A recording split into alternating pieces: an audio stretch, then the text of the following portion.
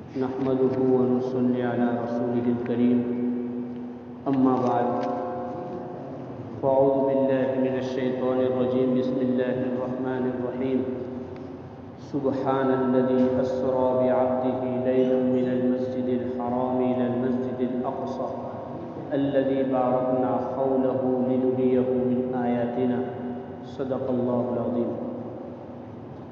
محترم دوست اور بزرگ، آج کی اس مجلس میں کل 3 سے 4 باتیں عرض کرنی ہیں۔ سب سے پہلے تو یہ کہ مسجد اقصی اور فلسطین سے ہمارا کیا رشتہ ہے۔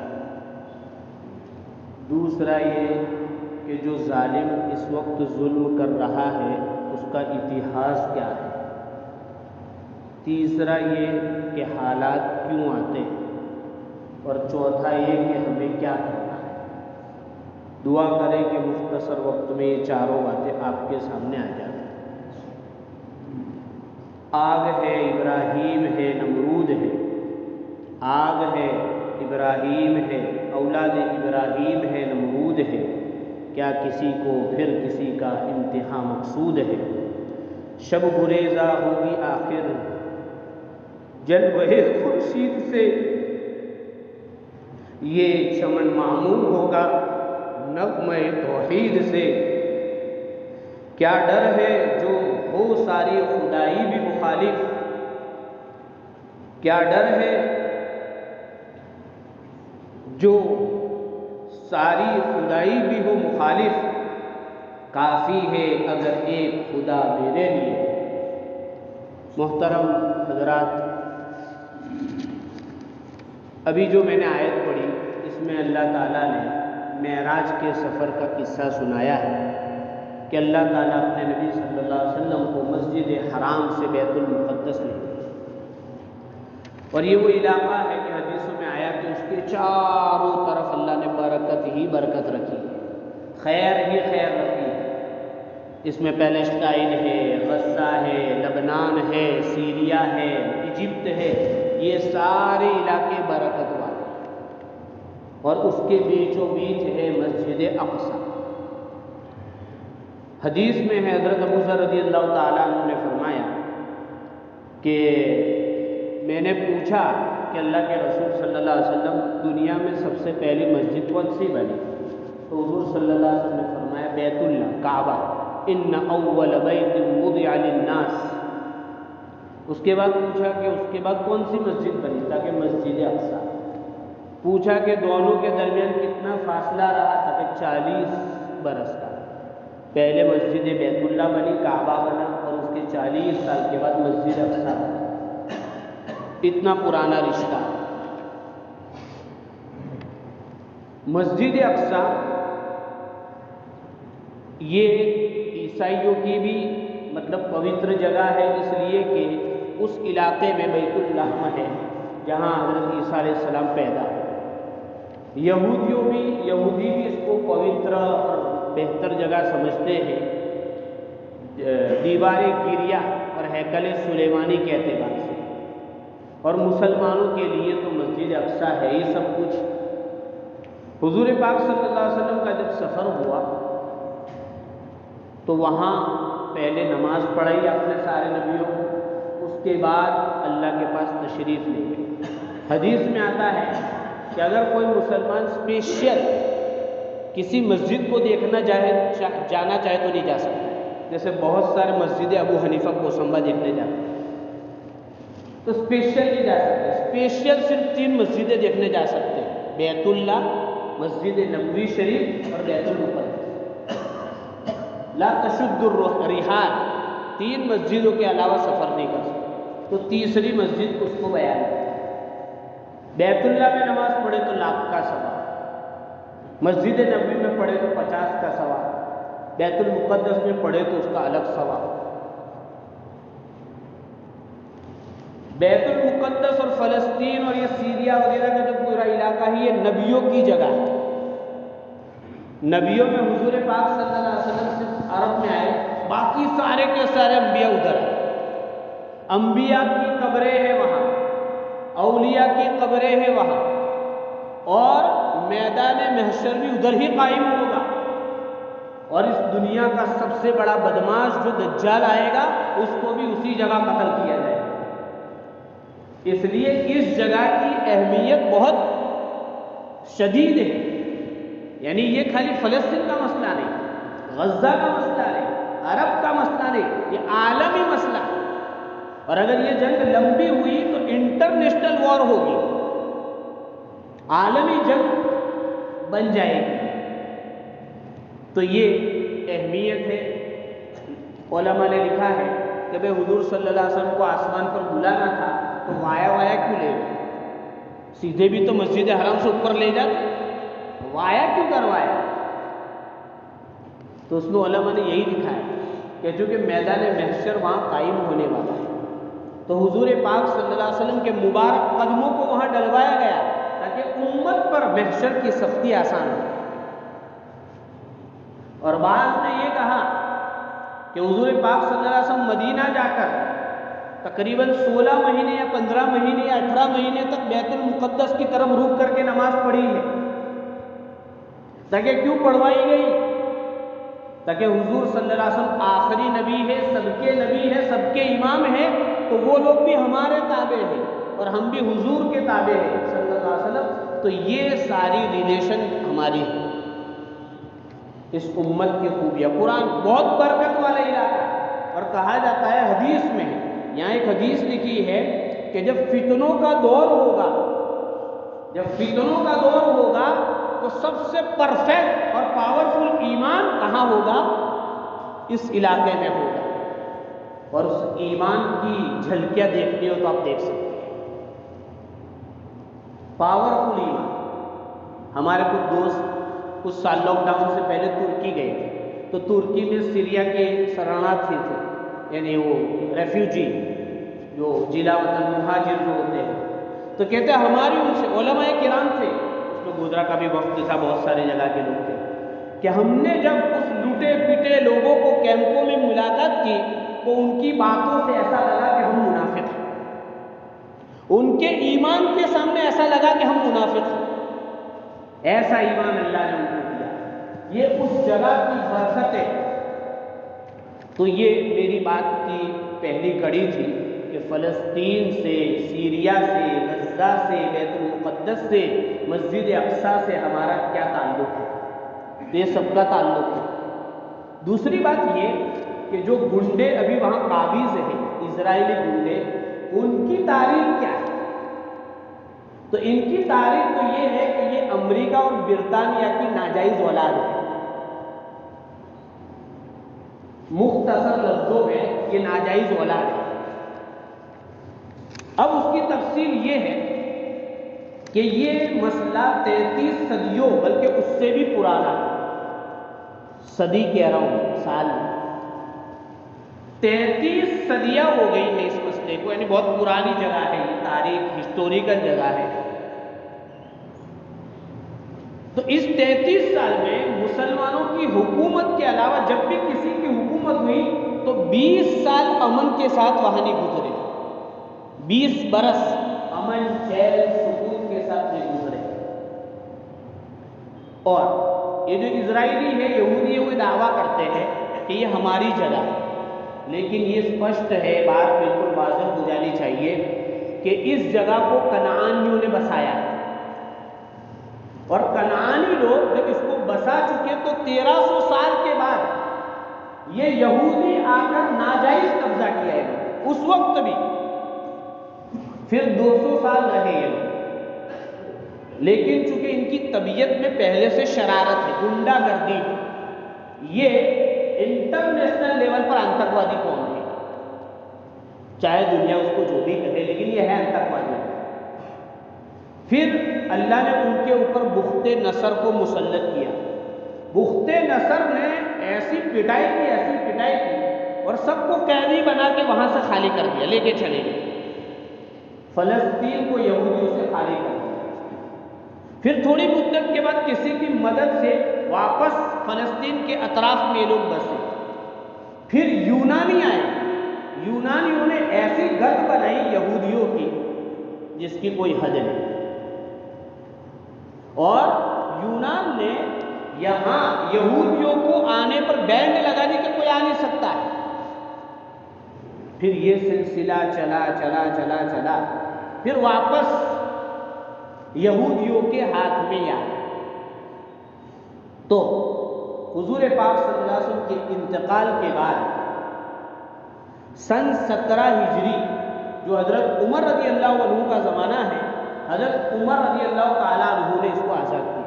کوئی لڑائی نہیں ہوئی، گئے انہوں نے فوراً چابیاں دی، چونکہ انہوں نے اپنی کتاب میں پڑھا تھا کہ آخری نبی کا ایک امتی اس حال میں آئے گا، وہی اس کا فاتح ہوگا، آتے ہی چابیاں دے دی۔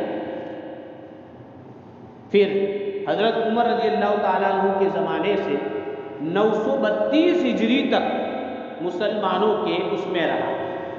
پھر واپس عیسائیوں نے قبضہ کیا، صلیبیوں نے، کرسچن لوگوں نے 88 سال انہوں نے وہاں قبضہ جمایا، اور پھر سلطان صلاح الدین ایوبی رحمۃ اللہ علیہ نے اس کو آزاد کرایا۔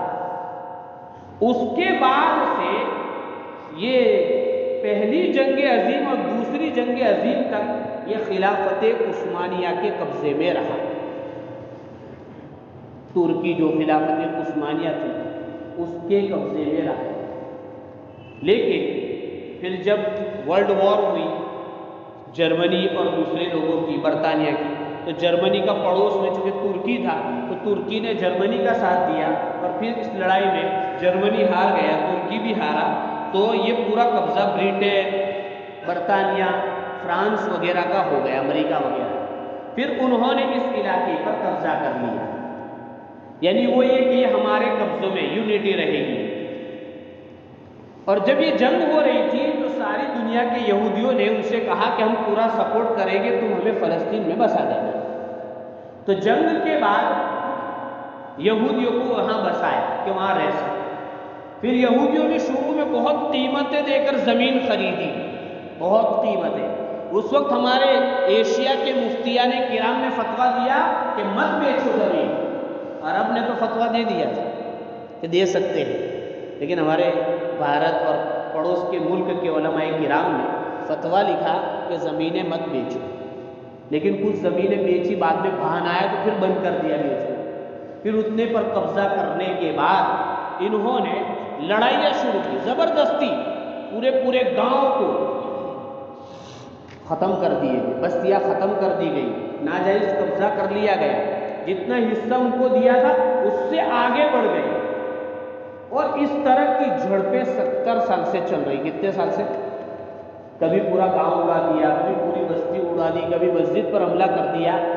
تو شاید اتہاس میں اس سے بڑا آتنکوادی کوئی ہے، اس لیے ہمیں اس کو آتنکوادی ہی کہنا چاہیے، ٹیررسٹ ہی کہنا چاہیے۔ ظالم ظالم ہے، ظالم کا ساتھ نہ زبان سے دیا جا سکتا ہے نہ دل سے دیا جا سکتا ہے، یہ آتنکوادی ہے، اور آتنکوادی کا جو سپورٹ کرے وہ بھی آتنکوادی ہے۔ تو یہ ہمارا بالکل صاف شبدوں میں یہ ہونا چاہیے کہ ہم فلسطین کے مظلوموں کے ساتھ تھے، ہیں اور رہیں گے، تھے، ہیں اور رہیں گے۔ اور ہمارے ملک کی پالیسی بھی یہی ہے کہ وہ فلسطین کے ساتھ تھا، ہے اور رہیں گے۔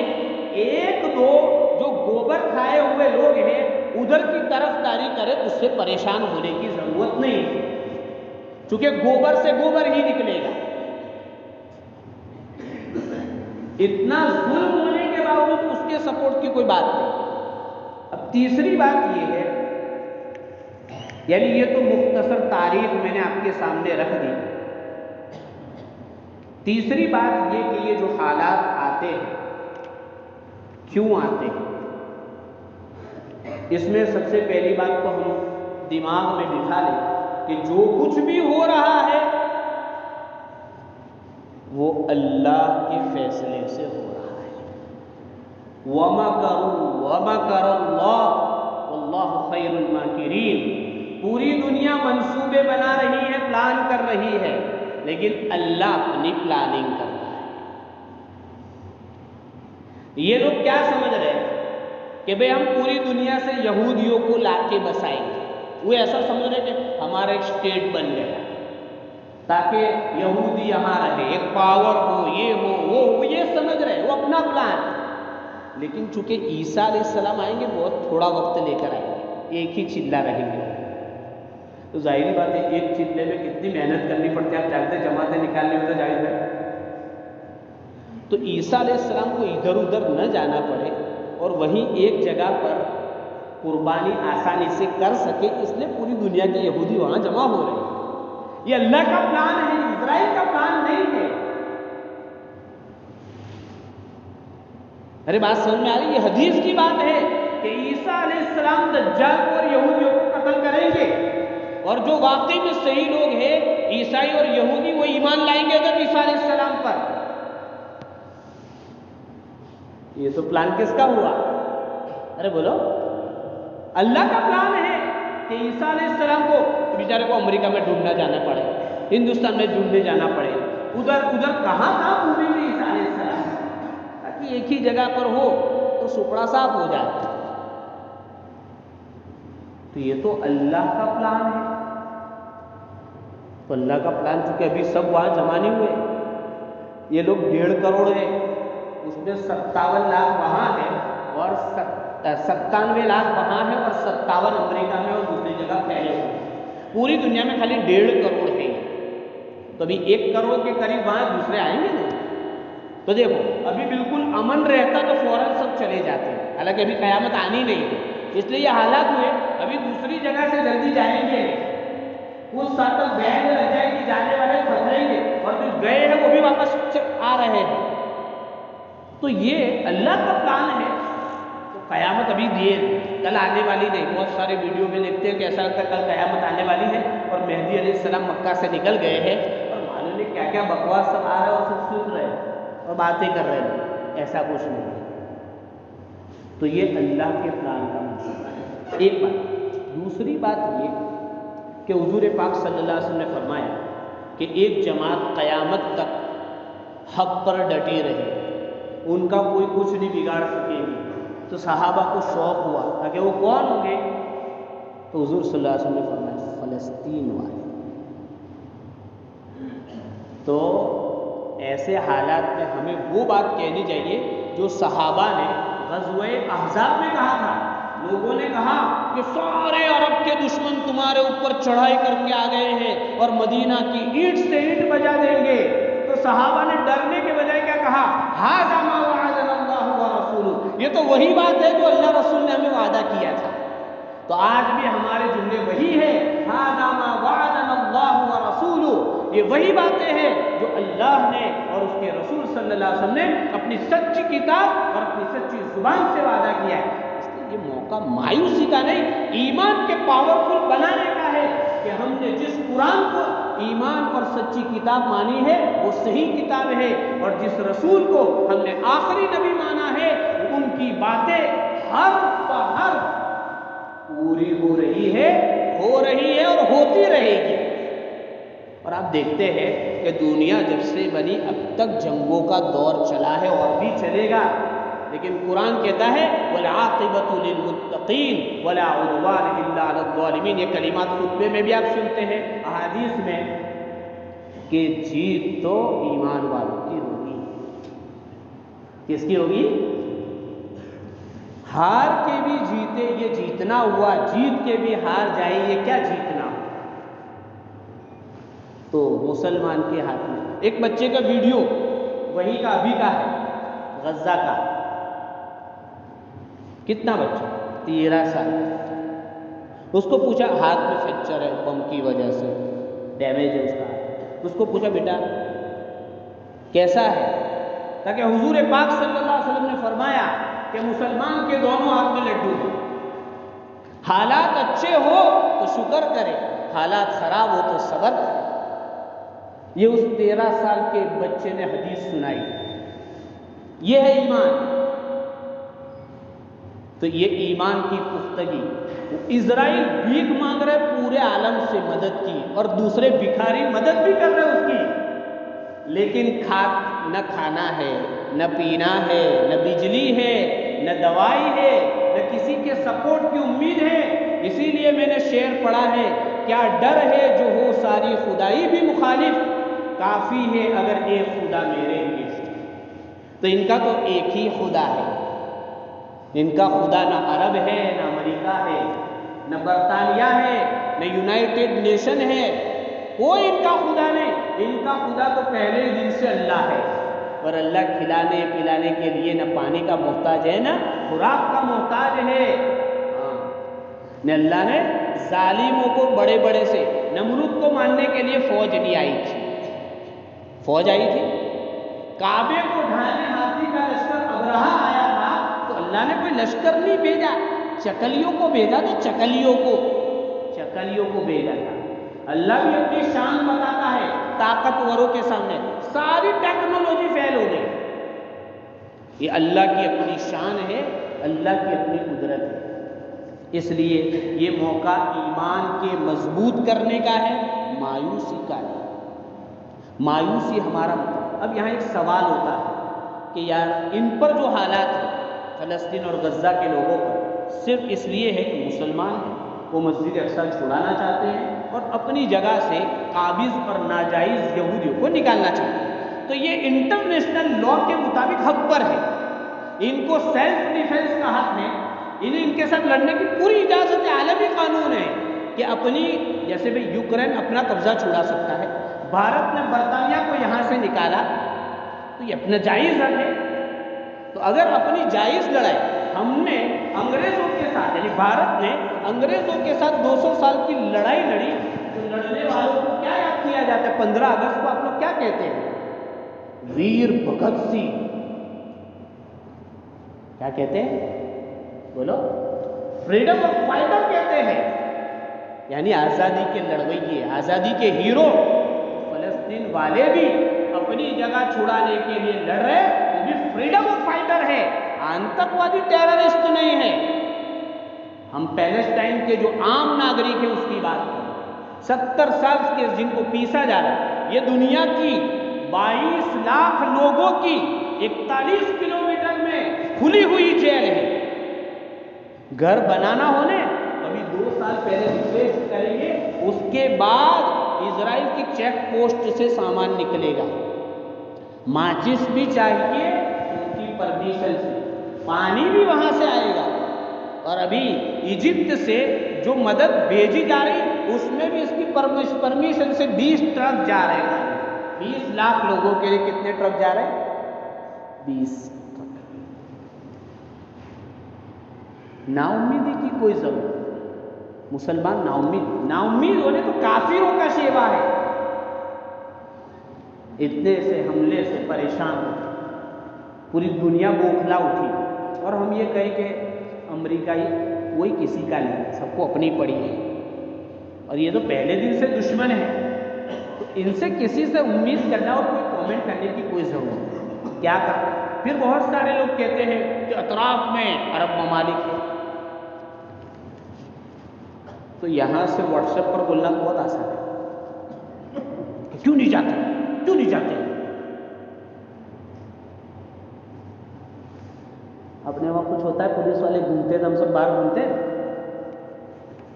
بولو کومبنگ چلتی ہے تو سب باہر رہتے نا اپنے معروسو بغالے سے، حوالدار جو ہے حوالے کری برابر پہنچو، واٹس ایپ پر زور زور سے باتیں کریں گے، عرب ملکوں کو چوڑیاں پہن لینی چاہیے، یہ کر لینا چاہیے، تو ہم کو بھی اس وقت میں چوڑیاں ہی پہن لینی چاہیے۔ دور سے بولنا بہت آسان ہے، میدان کی حقیقت الگ ہوتی ہے، سب کو اپنے ملک کی پبلک کی سیکیورٹی کا مسئلہ ہوتا ہے، دور سے بولنا بہت آسان ہے۔ بھئی خالی ایک بات ابھی کہتا ہوں میں کہ بھئی اسرائیل سے وہ شیمپو آتا ہے تو کریانے والے سارے شیمپو بند کر دیں، کتنے بند کرتے ہیں؟ فولا کولڈ ڈرنک آتا ہے ٹھنڈے والے، کتنے لوگ بند کرتے ہیں؟ فولا پاؤڈر اور صابن اسرائیل کی پروڈکٹ ہے، کتنے بند کرتے میں دیکھتا ہوں۔ ધંધાનો સવાલ છે, ક્યાનો સવાલ છે? ધંધાનો સવાલ છે। تو ان کو بھی بہت سارے سوال ہیں. فیس بک استعمال کرنا بند کر دو، وہ یہودی چلاتا ہے. انسٹاگرام کا مالک یہودی ہے، واٹس ایپ کا مالک یہودی ہے، یوٹیوبر یہودی ہے. بند کر دو. ہاں تو نہ چالیں مگر تو کیا کم چالیں. ایسے ان کے بھی کئی مسئلے ہیں. یہاں سے وہ واٹس ایپ پر کودنے کا نہیں.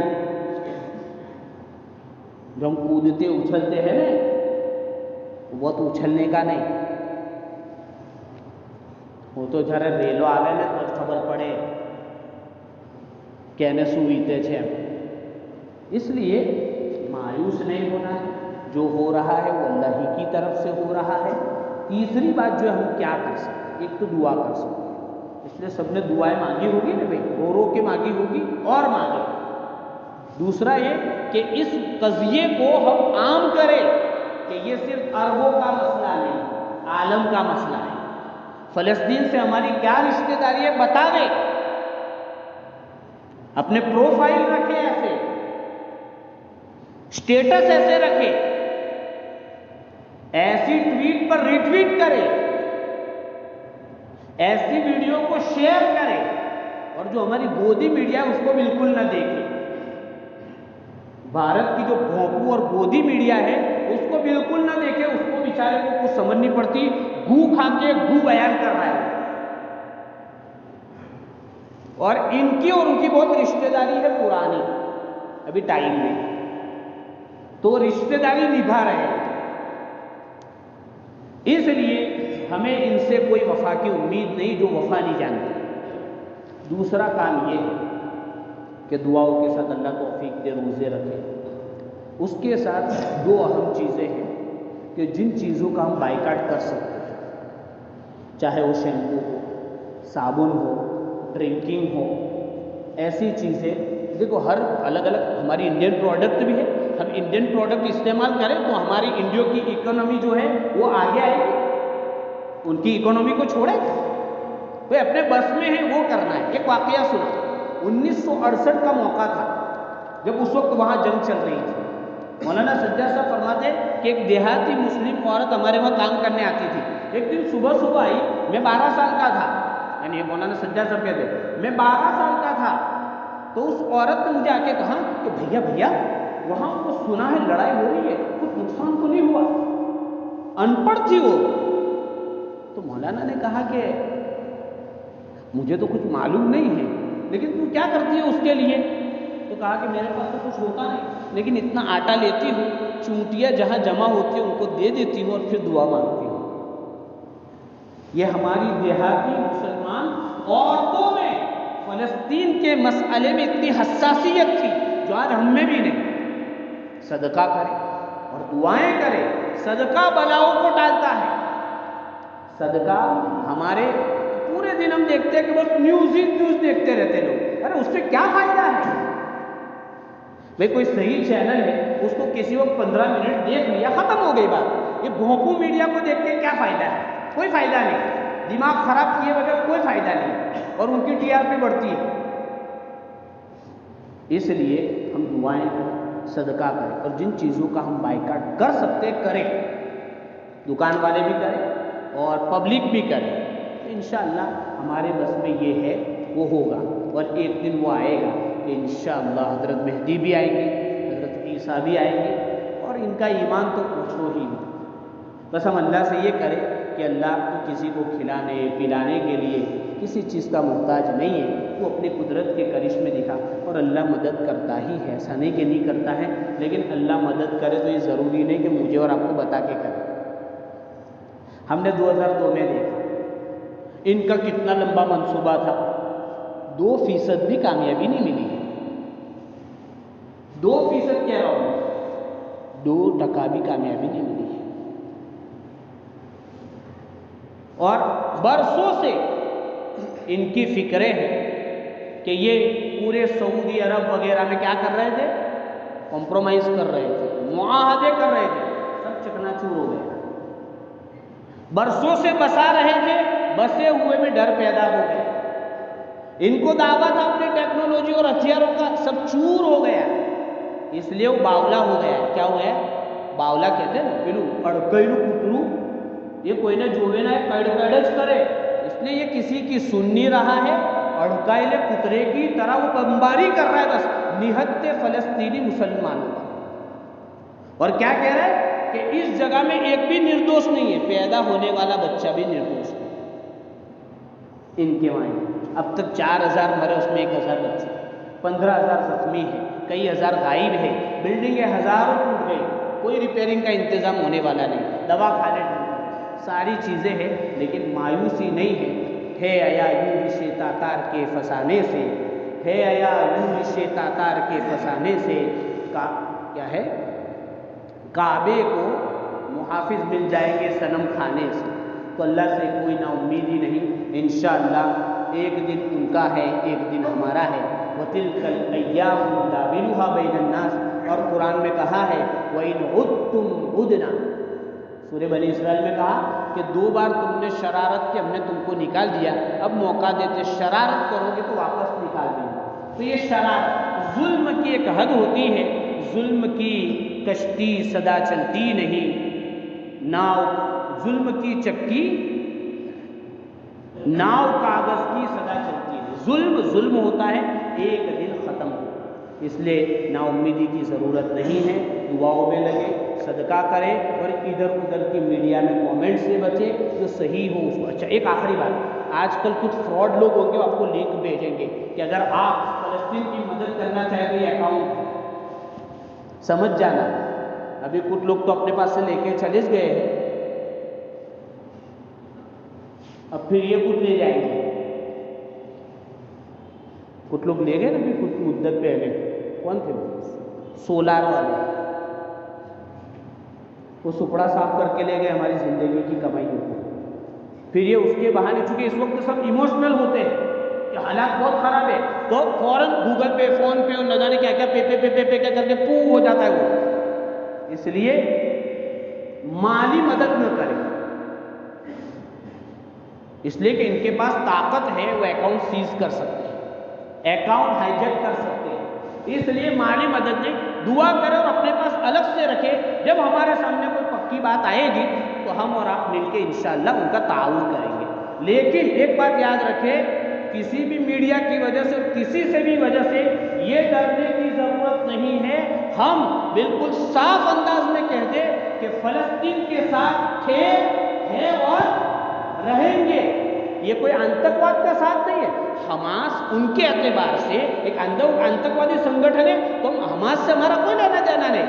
हमारी तो सिविलियन से, जो आम जनता है, उसके सपोर्ट की बात है। इसलिए हम फलस्तीन के साथ थे, हैं और रहेंगे, और अपने स्टेटस भी रखें, प्रोफाइल भी रखें, किसी से डरने की जरूरत नहीं है। हमारा भारत भी था, है और रहेंगे। चंद गोबर खाने वाले अंधभक्तों के अलावा अल्लाह तबारक व तआला हम सबको सही समझता फरमावे, फलस्तीनियों की मदद फरमावे। व आखिरु दावाना अनिल हम्दुलिल्लाहि रब्बिल आलमीन।